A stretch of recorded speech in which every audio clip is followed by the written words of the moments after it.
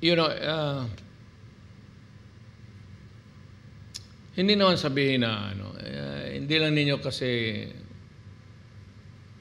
nirespeto yung anak ko. You can almost, sekretaryo, wag na lang ito kasi, bakit pa ninyo, hindi naman yan nagastos Yan 25 million na yan, ano lang yan, dyan, figure lang yan sa budget, which was not approved. Anyway, bakit, why did you humiliate and embarrass my daughter?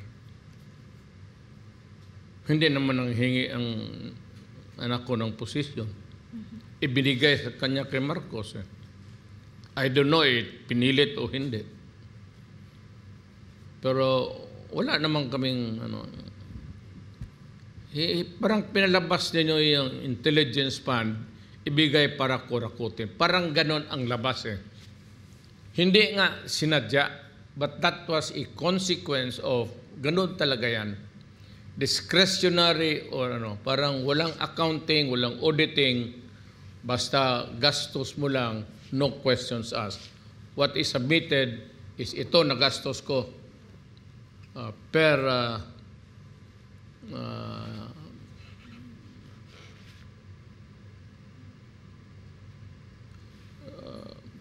sobro sa, meaning to say silent operations. Yan lang naman ang ko. Kasi ama ako. Anak ninyo, ang anak ko, kayong mga congressman, pinagsabihan na sana ninyo kaagad.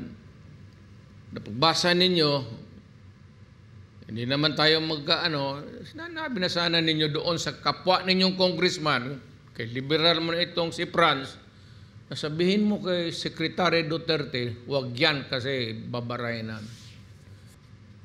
You started it, then I hope you end it.